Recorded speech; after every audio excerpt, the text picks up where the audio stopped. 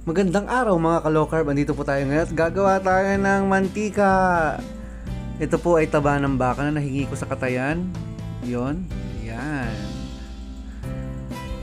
So ito po yung aking mga natitira pang mantika na ginawa ko last week. Alright. So ganun lang naman, lalagay mo lang siya sa kasirola, kawali, kaldero, kung saan mo mang gusto. So yan, after few minutes, meron ng mantika. Madilaw na siya, no?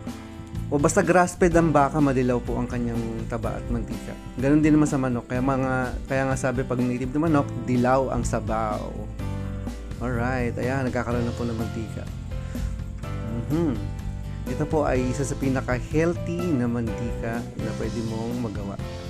So ito, after 10 minutes, ito na po itsura niya. May chicharon ka na, may mantika ka pa. Stay healthy and God bless.